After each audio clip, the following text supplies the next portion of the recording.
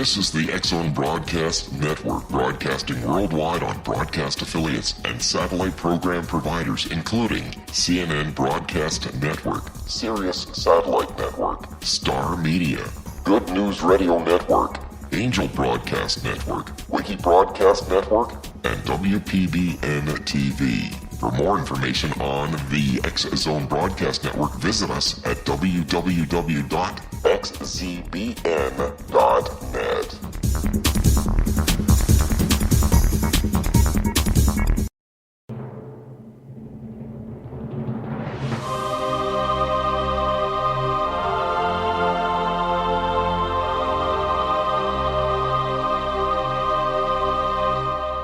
The Science of Magic with Gwilda Wiyaka is largely an opinion talk show. All opinions, comments, or statements of fact expressed by Gwilda Wiyaka's guests are strictly their own and are not to be construed as those of the Science of Magic or endorsed in any manner by Gwilda Wiyaka, rel-mar McConnell Media Company, its affiliated networks, stations, or employees.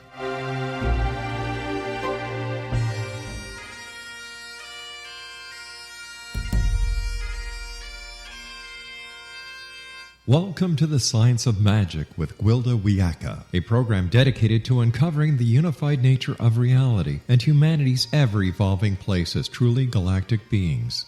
For more information on the Science of Magic with Gwilda Wiyaka, visit us online at www.thescienceofmagic.net.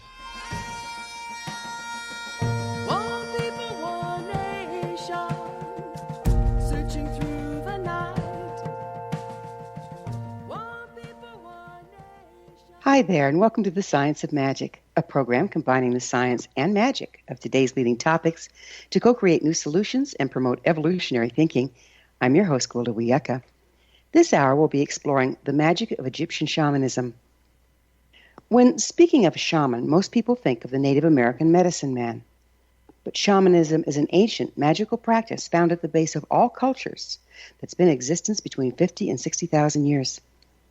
There's Tibetan shamanism, Celtic shamanism, Siberian shamanism, and African shamanism, also known as voodoo.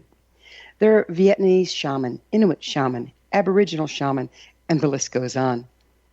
Suffice it to say, shamanism is not only ancient, but widespread. Amazingly, it's still practiced by many cultures today, as well as experiencing a renaissance in modern New Age forms. The commonalities found in different practices across the globe are staggering. Shamanism is even practiced by ancient Egyptians. What did the Egyptian shaman do? How did they do it? What signs of the ancient practice are found in the paintings and hieroglyphics in the pyramids? How does Egyptian shamanic magic compare with that of other cultures? What relevance does Egyptian shamanism have for the people of today? With us this hour to explore this fascinating topic of Egyptian shamanism and magic is Nicky Scully. Nicky is the author of 8 books and has taught alchemical healing, shamanic arts, and Egyptian mysteries since 1983.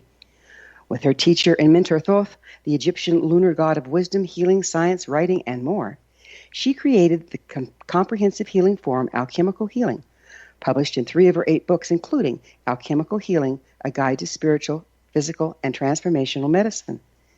This comprehensive healing form is practiced by thousands of practitioners international. Her newest book, Sekhmet, Transformation in the Belly of the Goddess, has just been released. Signed copies are now available on her website, shamanicjourneys.com. Nicky, thanks for joining us on the Science of Magic. Thank you for having me. I'm delighted to be here. Yeah, it should be fun. How did you first get involved in Egyptian shamanism and magic? Well, that's kind of an interesting story. Back in 1974, I was married to the first manager of the Grateful Dead, the rock band. And when I discovered that they were going to Egypt in September of that year during the autumnal equinox to play 3 concerts under a full moon with a total eclipse, I knew already in the springtime that it was going to be a pivotal moment in my life, and it was. the synchronicity and magic that I experienced there was like nothing I had encountered before. And I was so enchanted that I returned 4 times during the next year just to bang on the door of those monuments and temples to see if I could find out what the source of that magic was, where it was coming from, and what it all meant. And I realized a few things. I had some epiphanies, one of which was that I was to become a healer, although I didn't know really what that meant at the time. And the other was that I would have to go home and do a bit of research and study and get to know the Pantheon before I returned. And then I returned 10 years later with my first tour group, which started my company, Shamanic Journeys Limited. And that's kind of how it started for me. And that's how it all got started. Well, I'm really, really anxious to get deeper into Egyptian shamanism. It's a fascinating topic. We're going to have to take a little commercial break, though, and get started on the other side. Nicky and I will return shortly, so don't go away. You're listening to The Science of Magic. Our current episodes are aired daily on the X-Zone Broadcast Network, xzbn.net. In service to our listeners, prior innovative episodes can always be accessed free of charge on our website, thescienceofmagic.net. You can also email me at info@thescienceofmagic.net. The Science of Magic is produced by rel-mar McConnell Media Company, Hamilton, Ontario, Canada.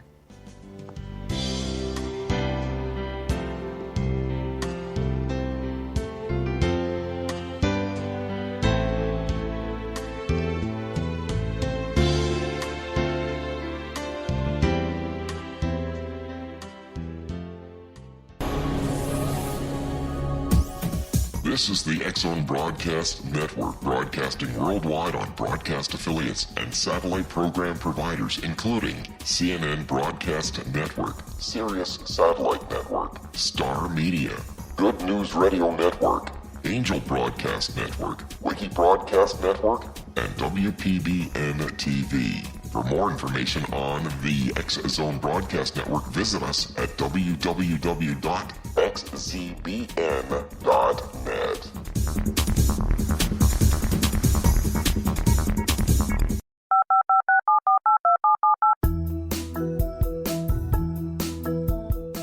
Did you know that when you're on the road with limited data or Wi-Fi, you can still listen to the X-Zone Radio Show with Rob McConnell, The Science of Magic with Gwilda Wiyaka, X-1, Dimension X, Space Patrol, and every minute of the X-Zone Broadcast Network by calling 213-401-0080, courtesy of Audio Now.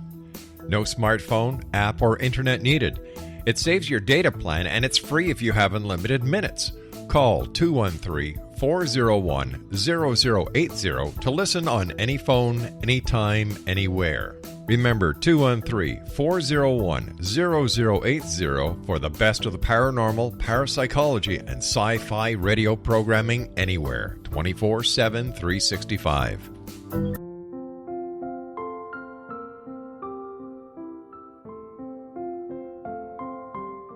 I am Dr. Carl O'Helvey, founder, president of a new cancer foundation focusing on evidence-based physical, mental, and spiritual interventions, including natural cancer cures, prayer, meditation, affirmations, nutrition, and other related holistic cancer prevention and cure modalities.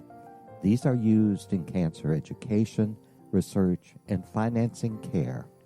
I ask for your help to continue this important work by donating at www.holisticcancerfoundation.com.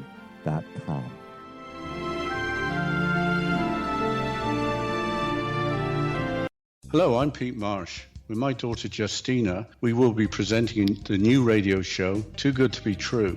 If something seems too good to be true, it usually is. But with the help of Justina's amazing gifts, we're going to gain insight into questions that don't yet have complete answers.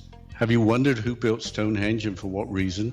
Why are crop circles found in the same region as Stonehenge and elsewhere? Are crop circles a hoax, or are they created with technologies that we have little knowledge of?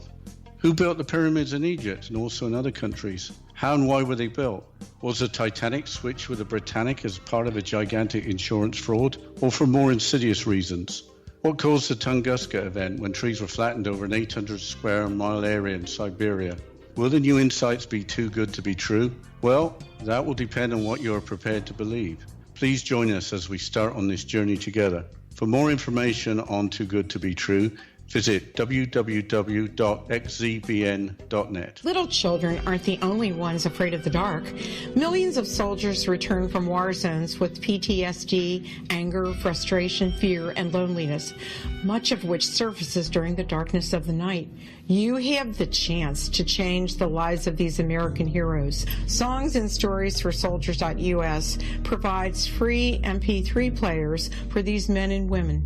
With a list of 3 million songs in 16 different styles, 100,000 audiobooks, and 30,000 old-time radio programs, every veteran can find something to soothe and comfort them at no cost. All our players contain an 8-hour audio program designed to help veterans fall asleep. With 1,500 plus vets now participating, it's our goal to deliver 10,000 audio players this year. Go to our website at songsandstoriesforsoldiers.us. Help us help a veteran make it through the night.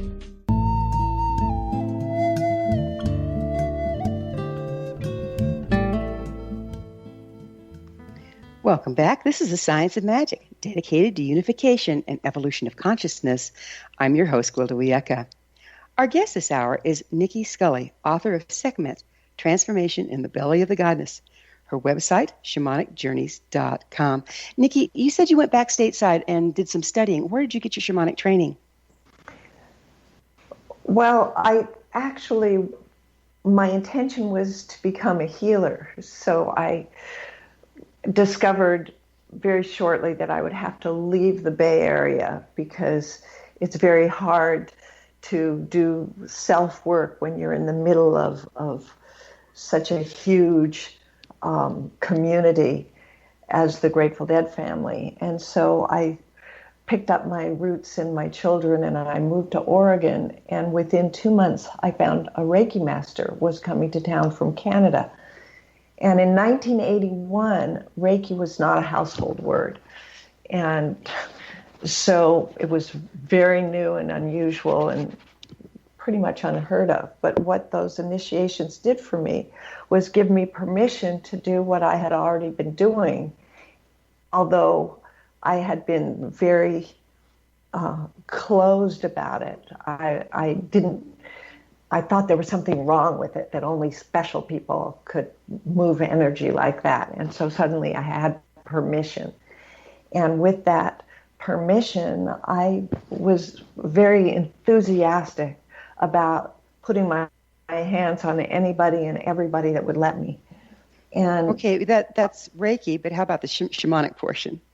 Well, that came from Reiki because the World Reiki Master became a good friend of mine. And when it became time to commit to becoming a Reiki Master, she's the one that told me that my life had been a series of shamanic journeys, which I had no comprehension of. And that she recommended that I explore shamanism. Now, I had been a pipe carrier since 1974. Oh, really? How did you get initiated into that? It's not a story I talk about much, but I will tell you that a ghost dancer in Montana had a vision, a ghost dance vision, that he was to create a pipe for the Grateful Dead. And he described his vision to a woman that was a teacher of mine and a good friend. And she said, I know who's supposed to keep that pipe.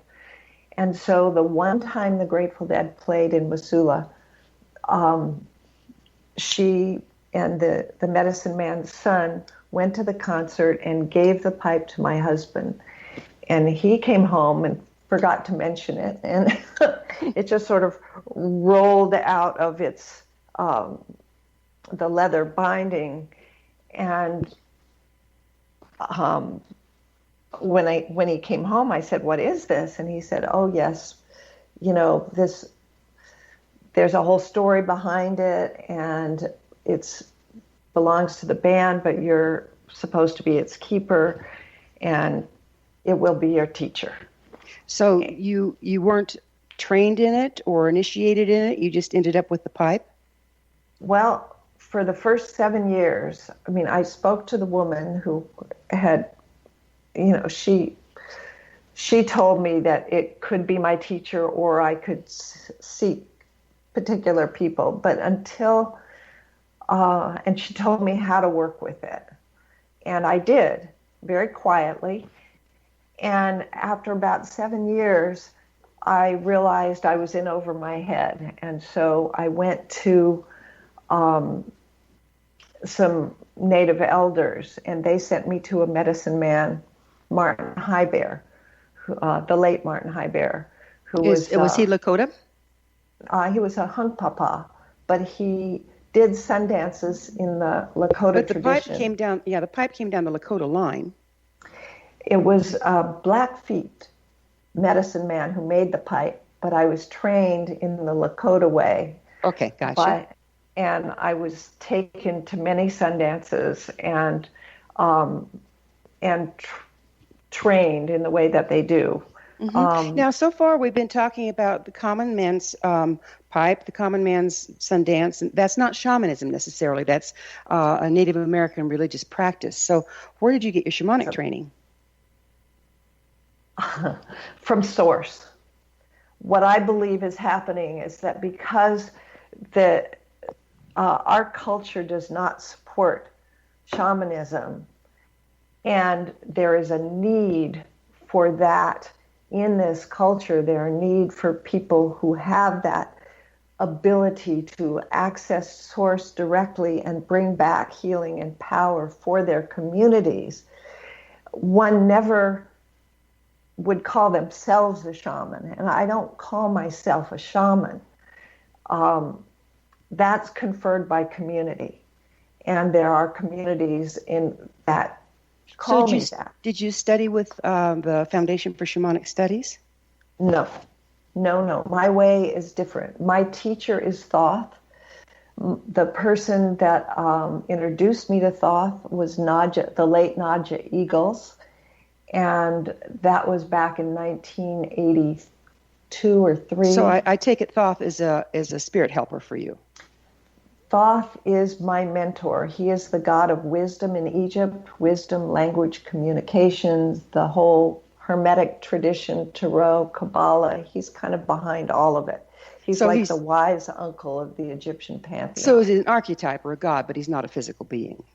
No, he's not a physical being. Okay. Well, let's go into Egyptian shamanism. This is fascinating to me. So would you please define magic as it's used by the Egyptians? Well, the Egyptians lived magic. To them, it was just simply a way of life. To us, magic is that which we don't understand. And as soon as you understand it, it becomes science.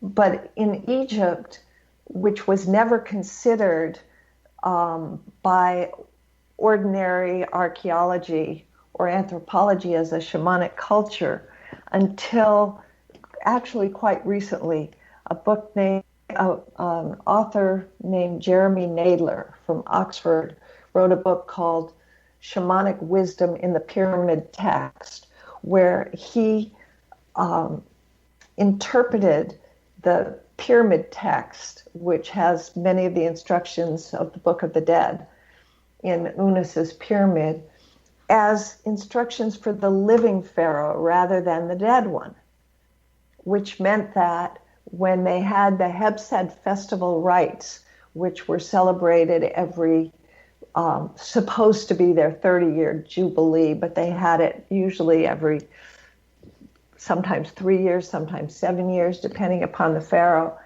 And the pharaoh or his appointed high priest or vizier would have to undergo these very strenuous rites that included vision quests that aren't that different in some ways from the Native American vision quests that I've been exposed to. Yeah, isn't it amazing how many commonalities there are between shamanic cultures, even like Aboriginal shaman, and that, Australia has been isolated for how long before we started traveling again? And yet the practice is so similar.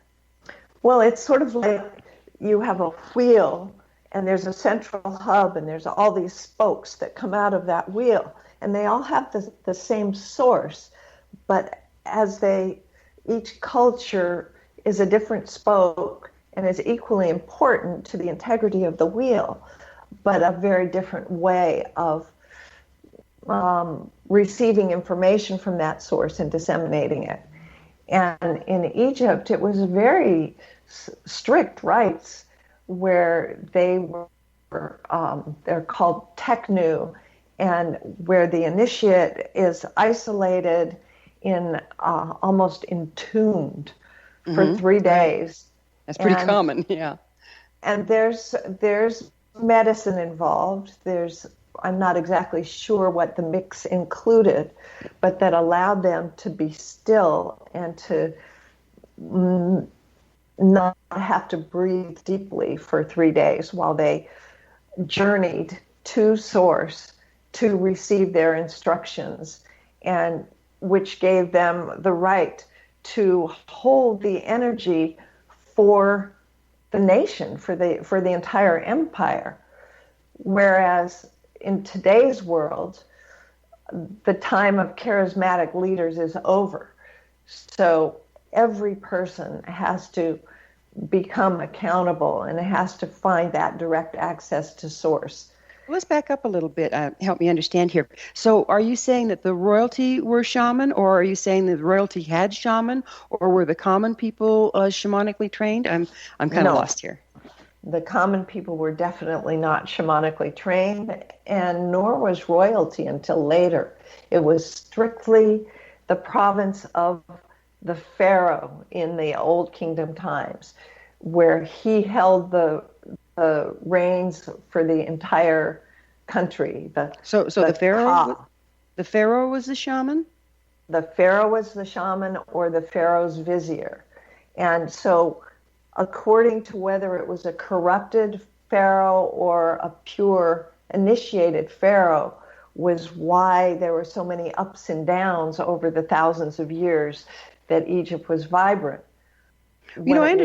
I understand that there's quite a genetic predisposition involved in some of the shamanic gifts. It's not the only way you can get there, but certainly that's a strong point. Do you think that's why the Egyptians held so firmly to their lineage that they actually started interbreeding to keep the lineage pure? Absolutely. But it's more than that. You had to have permission as the son of a god to become pharaoh. And so, for example, Alexander the Great had to travel all the way to Siwa, where the Siwa oracle pronounced him the son of Amun, so that he could reign as pharaoh. What does that really mean? I mean, we're talking about the gods and we're talking about human beings, and that's very similar to the story of Jesus being the Son of God. What's the similarity there? There is huge similarity there. It's almost as though the story of Jesus and Mary and Joseph were born right out of the story of Isis, Osiris, and Horus. It's a running track that when you look deeply into it and read the stories and myths, you'll see that they're just repeated with a different, same script, different actors. Very interesting. Pretty much. We have half a minute left. I'm going to introduce a question that we can pick up with the other side. Okay. It's my understanding that there's actually a stellar configuration that is the story that we're talking about that repeats periodically. Are you familiar with that? Not as you're saying it. I'd have to hear a little more deeply what you're speaking of, but I'm fascinated by the question. It's fascinating, isn't it? So it's like there's this whole stellar configuration that goes on where there's a grand cross and there's death on the cross, and it's time for our break. So we'll pick up on the other side. All right. Nikki and I will return to our discussion on the other side, so don't go away. We're coming to you through the X-Zone Broadcast Network. Don't miss the other fine shows and hosts on xzbn.net. You're listening to The Science of Magic, your resource for creative solutions in a changing world. thescienceofmagic.net.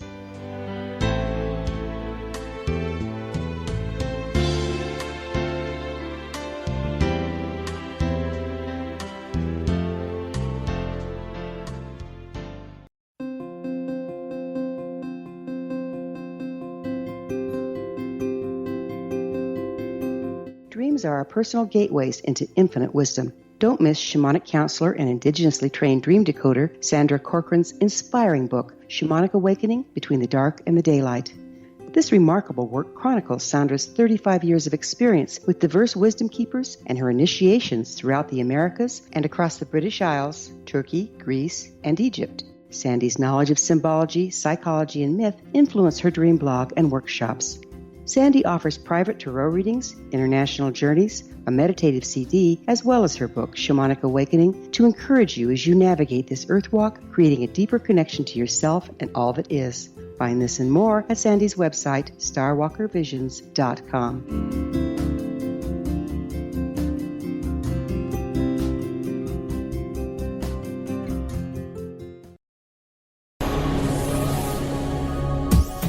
This is the X-Zone Broadcast Network, broadcasting worldwide on broadcast affiliates and satellite program providers, including CNN Broadcast Network, Sirius Satellite Network, Star Media, Good News Radio Network, Angel Broadcast Network, Wiki Broadcast Network, and WPBN TV. For more information on the X-Zone Broadcast Network, visit us at www.xzbn.net.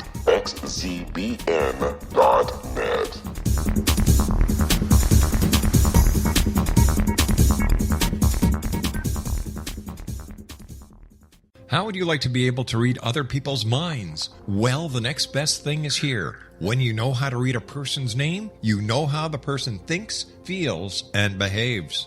Each letter in our name holds a key to unlock our true essence. Our name contains both our gifts and challenges in this lifetime. Mnemology science discovers personality secrets hidden in the placement of the letters of our names, including the first and last impression people remember about us. Sharon shows us how to interpret the arrangement of letters as outlined in her book, Know the Name, Know the Person. Sharon Lynn Wyeth created mnemology science after 18 years of research and testing her theories, and has supported thousands of people around the world in understanding themselves and others better. You'll enjoy Sharon's unique teachings as she shares her system to learn the gifts behind your given birth name. Even if you don't like your birth name, there are jewels in this book. If you're thinking of changing your name, ready to name your child, or wanting to get along better with others, this is the book for you. If you'd like to improve your relationships and change your life for the better, get the book today, Know the Name, Know the Person, or visit www.knowthename.com. That's www.knowthename.com.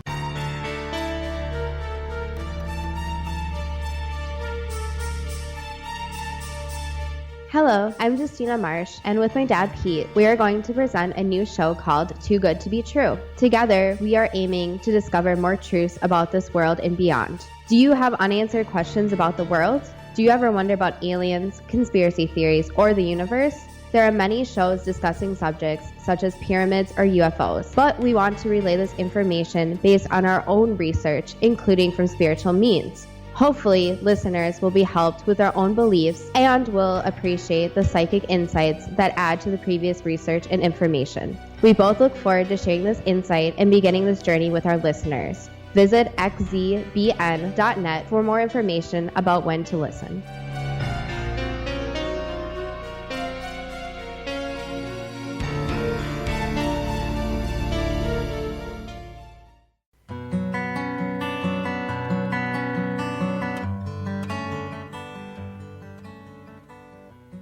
Welcome back. This is the Science of Magic, a place where magic and science come together to promote enlightenment. I'm your host, Gwilda Wiyaka. Our guest this hour is Nicky Scully, author of Sekhmet, Transformation in the Belly of the Goddess. Her website is shamanicjourneys.com. Nicky, we'll move on from the stellar configuration because I really want to get into some of the stuff that you really, really know about, which would be, tell me, all the hieroglyphics and paintings of the gods and goddesses that I've seen that come from the different tombs and this and that, they look so shamanic in nature. Can you go into that a little bit? Yes. First of all, the word for God is neter, goddess netert, the gods, the neteru. The Coptic word would be nature, and the English word is nature. So it is a nature-based religion. Mm-hmm. And so all the gods have either mostly human bodies with animal heads, or sometimes animal bodies with human heads. There's a mixture, there's plants. God is in everything, according to the Egyptians. Yeah, and we see that in the Tibetan tradition too. The animals, and in the Native American. Absolutely, yeah, on the kachinas, every place. You just see it everywhere. And so, to me, that's sort of the first sign of it being a shamanic culture. But the children of ancient Egypt grew up knowing that they were living in service to Ma'at. Ma'at is both a goddess and a concept. It is justice, balance, harmony, truth, and cosmic law and order. And without Ma'at, there is simply chaos. Mm-hmm. And so, now, when you're talking about the gods and goddesses, as we view them from the Egyptian standpoint, were they metaphors for concepts that we could then align to the frequency of, or do we believe they were actual deities? Both, in my opinion, because I find that they are in our DNA.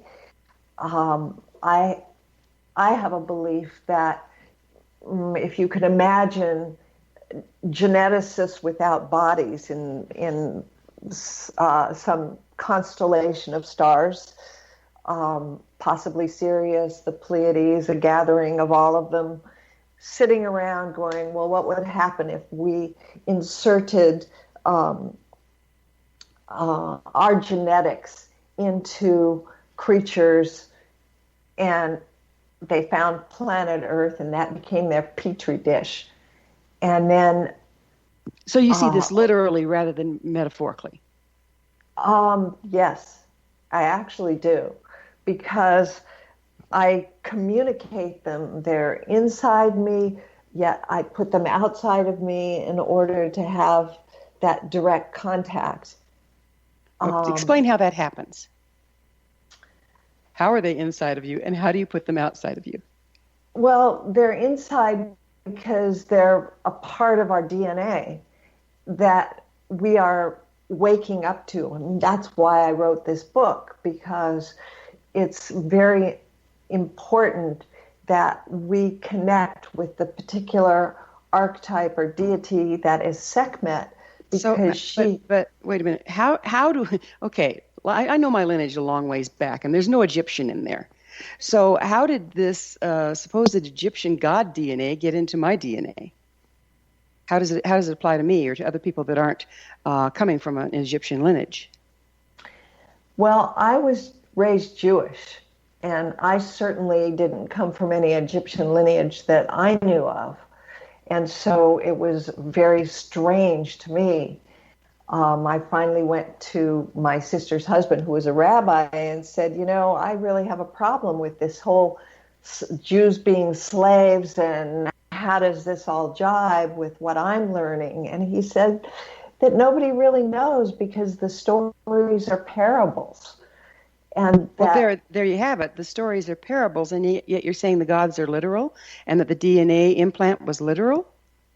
Well, that's my experience, because of the community, because my whole life has been directed since the 80s through my relationship with this pantheon and others, Kuan Yin, Medicine Buddha. I mean, even though my book is on Sekhmet, it was instigated through my encounter with Medicine Buddha. And so when do we draw the line between personal experience for personal growth and what we say is fact that applies to everyone? Well, for me, it's in that everything I do is with the intention of personal, familial, or communal and planetary consequence. And that's how I live my life. If it doesn't reach those three standards, it's not important enough for me to pay attention to, because I only have so much time. So right now, Sekhmet, because she is the guardian of Ma'at, the guardian of that truth and balance that is so out of whack, then I put my attention for the last number of years on making sure that her voice is heard and people wake up to that part of themselves where she lives, so that they can stand up to the imbalance and insanity that's happening on the planet right now, and help to bring it back. I totally hear you. I know as far as needing balance to come back. And there's a lot of Celtic shamanic practices that are designed around bringing that balance back. So why do we need the Egyptian gods? Sekhmet's name means power or mighty one. She is the feminine face of the sun. She, in her fierce compassion, very much like Kali, is a destroyer, creator, and healer. So how did you find that information? Was it written down somewhere? No, it came directly from her. Came directly from her. And then, of course, I researched it and found it written. But my way of learning has been to have the experience first and then go find out where it's corroborated in the literature. And I have a partner, Norman D. Ellis, who I've taught mystery school with for the last 20 years and wrote my last book with. And she reads the hieroglyphs, and she interpreted and translated Awakening Osiris, the Egyptian Book of the Dead, which is the most exquisite translation of that book that exists. Right. So what method do you use to connect with the gods and goddesses? Well, this will sound kind of strange. I'm a catalyst, not a seer. I'm not a visionary. I teach people how to see, and they inform me. And that's how I've used my apparent blindness for the last 30 or 40 years. So how do you teach people how to see if you can't do it yourself? And what method do you use to do it with? I take them on journeys, and wait a minute. Let's back up. Where did you learn to journey? I thought you didn't have any shamanic training. From Nadja Eagles, my teacher, who taught me healing and Egyptian shamanism, but not like the Harner Foundation, who teaches you to journey for people and bring back information. In my work, which is alchemical healing, we teach the people to journey when we're doing the healing, so that they have a direct experience of their own healing. Okay, so I'm with you there, but then how you said that you're getting your information by teaching people to journey and then having them bring the information back for you? Much of it, for much of the time. Ever since I wrote the Anubis Oracle, I've been able to get the information more directly.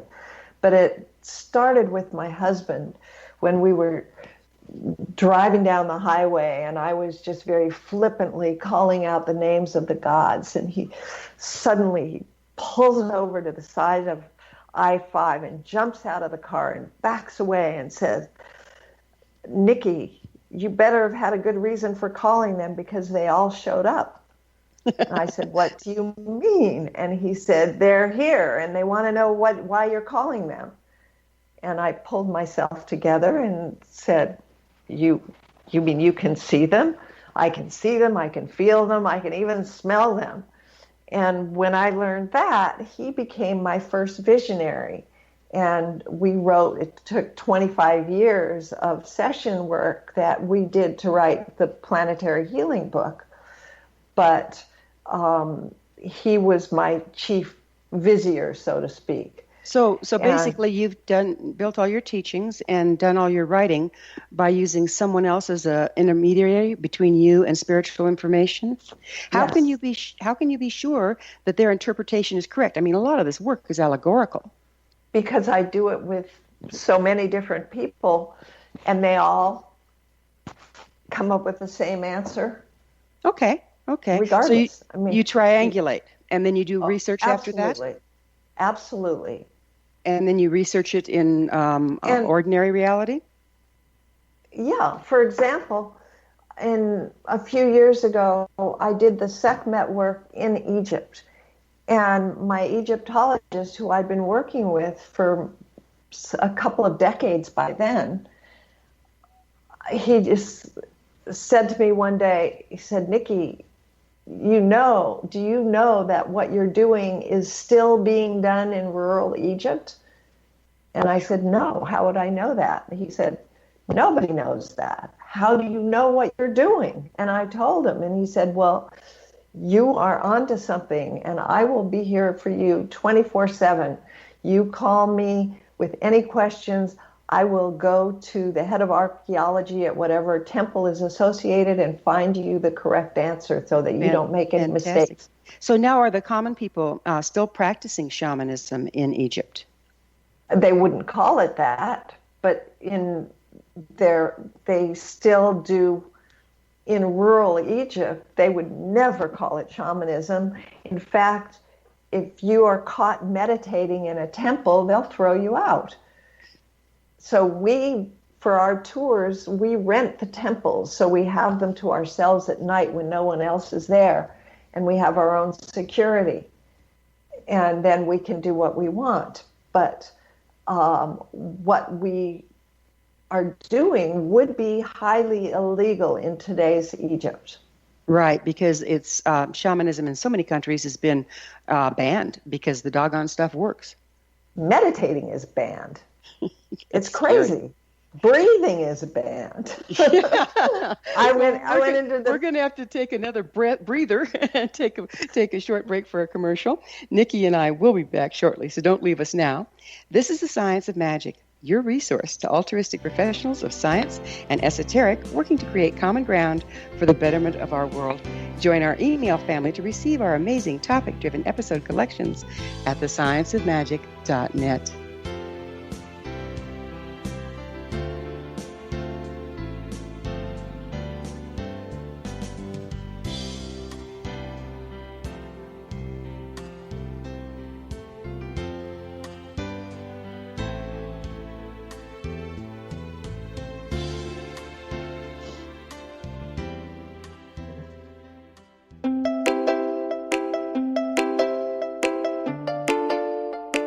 Are you curious? Do you want to learn more about how the world works and have fun at the same time? Study coincidences with me, Dr. Bernie Beitman, MD, on my Connecting with Coincidence radio show, here on the XZBN network. Listen to Jungians theorize, statisticians randomize, true believers evangelize, while I categorize. I dance to the rhythm of coincidences. People who experience me see more of them. Maybe something on the show matches a thought in your mind. Let us know. Expand your mind to the weirdness happening around you. Synchronicity spoken here, there, and everywhere. For more information, put Connecting with Coincidence in your search engine and find my website, my social media sites, and my blog.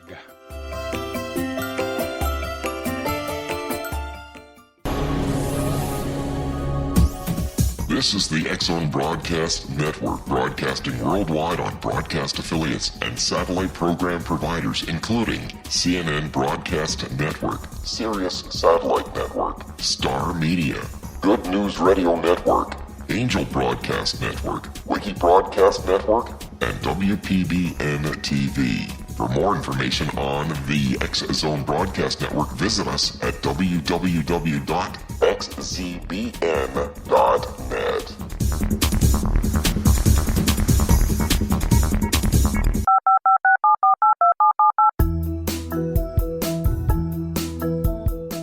Did you know that when you're on the road with limited data or Wi-Fi, you can still listen to the X-Zone Radio Show with Rob McConnell, The Science of Magic with Gwilda Wiyaka, X-1, Dimension X, Space Patrol, and every minute of the X-Zone Broadcast Network by calling 213-401-0080, courtesy of Audio Now. No smartphone, app, or internet needed. It saves your data plan, and it's free if you have unlimited minutes. Call 213-401-0080 to listen on any phone, anytime, anywhere. Remember, 213-401-0080 for the best of the paranormal, parapsychology, and sci-fi radio programming anywhere, 24/7, 365.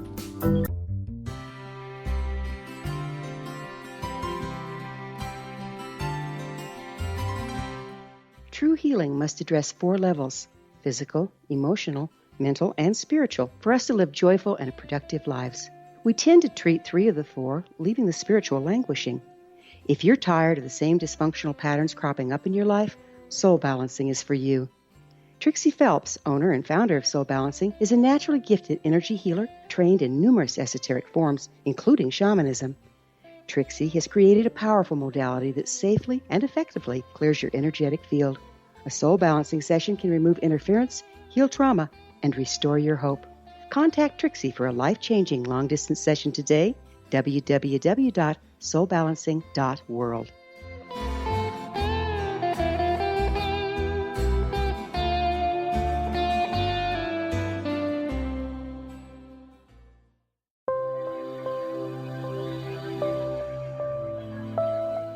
There's a legend shared by many indigenous cultures of a time when the nations were cast to the 4 corners of the world.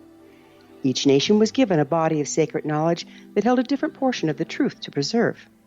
True reality could not be known until all the nations reunited, combining the information. If a single one was missing, the world could not be reborn and darkness would prevail. The Science of Magic Radio is dedicated to reuniting the sacred knowledge. With the understanding, none of us has all the answers, but together we can open new perceptions and possibilities. Through our combined vision, the world can be reborn into a place where darkness no longer prevails. Join me, Gwilda Wiyaka, and the Science of Magic daily on the X-Zone Broadcast Network, xzbn.net, or visit us at thescienceofmagic.net.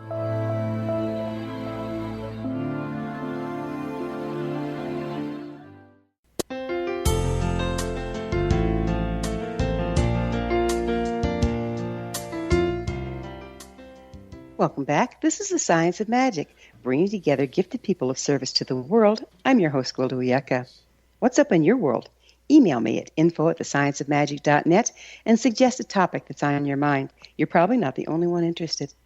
Our guest this hour is Nicky Scully, author of Sekhmet, Transformation in the Belly of the Goddess, her website, shamanicjourneys.com. Nicky, many of the gods and Egyptian gods and goddesses in their pictures are depicted with circles over their head. What does that represent? Well, the circle is usually the sun disk. And if it has a sliver of a moon around it, then it would be the sun and the moon. And then it usually has, like on Sekhmet's head, she has the cobra, which is the sign of the awakened one, because the cobra represents the Kundalini energy. And so one who has mastered that energy can wear that uraeus. So what all the different things that the gods wear on their heads define them in some way. Ooh, I find that you information. I'm sorry, I didn't mean to interrupt. I'm excited about the snakes because you see a lot of snakes in Egyptian lore and symbology. And when you said it represents the Kundalini energy, then you also see it very often at the third eye. Tell us about that. Well, one of the main initiations in alchemical healing is, I call it the caduceus initiation. And it's when the snakes actually come up from the earth and wind around that central rod and place themselves on either side of the pituitary, hypothalamus, and pineal glands, where Thoth, at the end of it, puts in a diamond sphere, which radiates the light all through your system and changes and clarifies your vision. And this is the principal initiation that I and those who practice my work use to prepare themselves for healings or for interviews or for meetings at work. Yeah, let's clarify for people that don't have our experience necessarily. The snake you're talking about is earth energy, is that correct? Or what is it exactly? It's very much earth energy. The snakes are the closest beings to the earth. And in Egypt, of course, it's the cobra, whereas in the Southwest, it would be the rattlesnake, and in Peru, in the jungles, it would be the anaconda. But it's the same energy that they represent. And that's pretty much worldwide. Just like when I went to Australia and was invited to do ceremony in a cave, the elder told me to find my place, and there was a curved route, and I sat down, and he said, "I see you are a healer. You've chosen the place of the healer beneath the snake," and realized that snakes, before the Christians sort of put a damper on them, they were known for their power as healers because they are so close to the earth and they have all of that earth wisdom.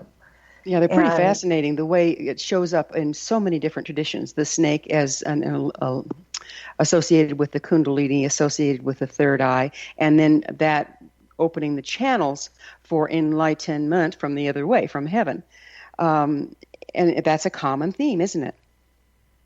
I believe it is. I know it's certainly very important. They are very important in Egypt, and many of them are associated with the goddess Neith, who is one of the only female goddesses that has her own creation myth, in which she reached into herself and pulled out the entire universe. Mm-hmm. But the snake that I work mostly with is called Wadjet, and she's one of the two ladies that are the guardians of Upper and Lower Egypt.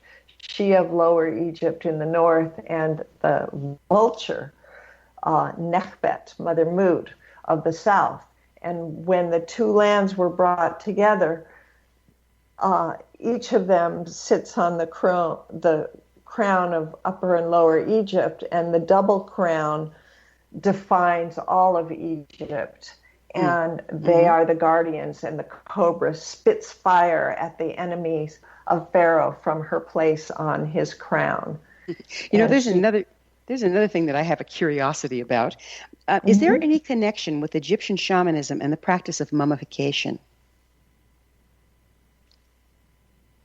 Well, that's an interesting question. Anubis is the god of mummification, the funerary god in the underworld, the opener of the way, the psychopomp that leads the people after death. And let's stop. Let's pause for just a second and define psychopomp so we can move forward. Okay. The psychopomp is one that has direct communication with those that have crossed over. And in his case, he is a shaman. He is the elder son of Osiris, with Isis's sister Nephthys. Everybody's heard of Isis. Aren't psychopomps shaman that help the dead to cross?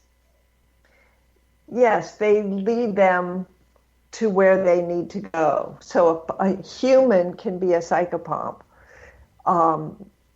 whereas Anubis is the psychopomp in the underworld.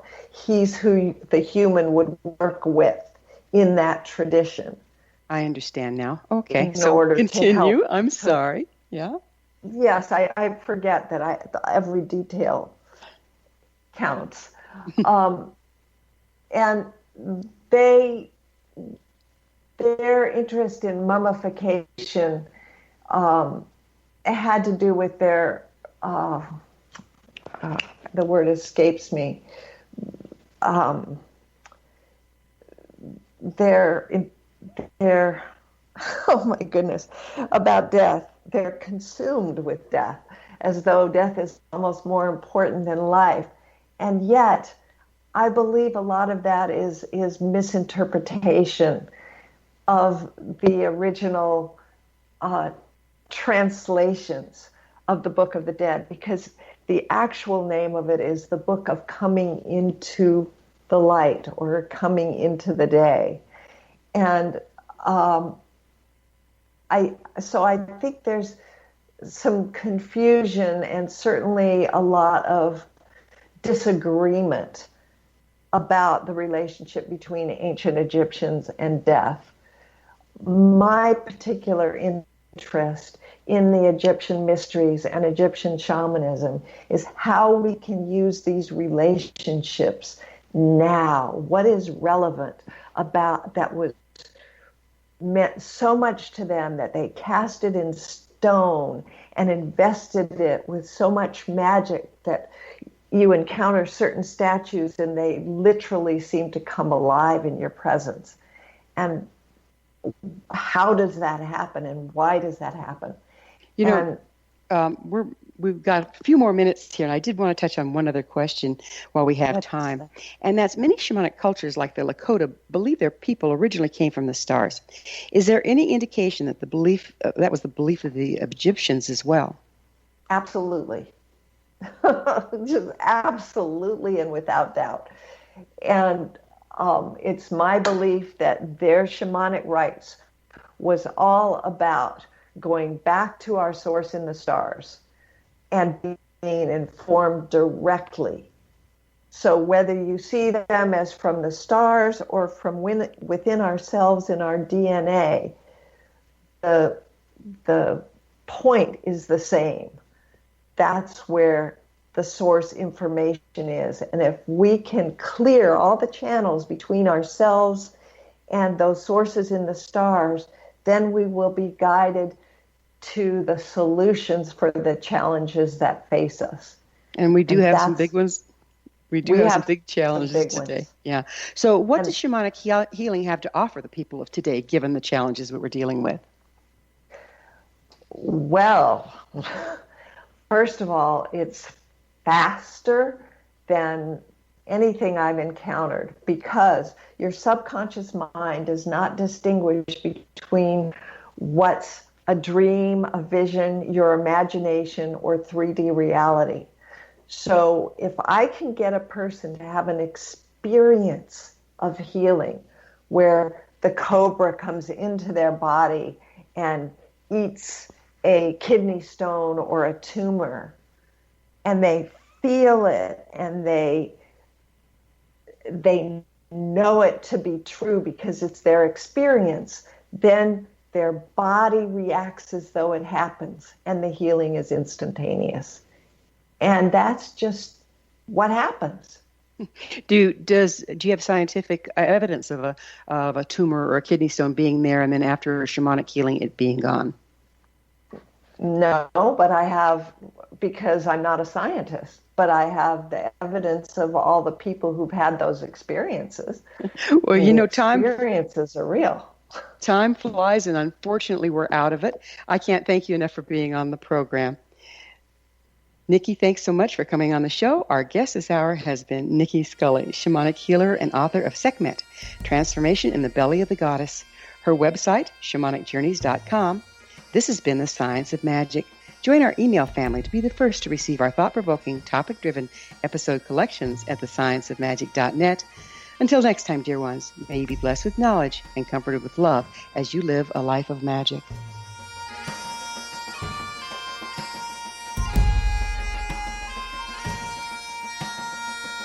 One people, one nation, searching through the night.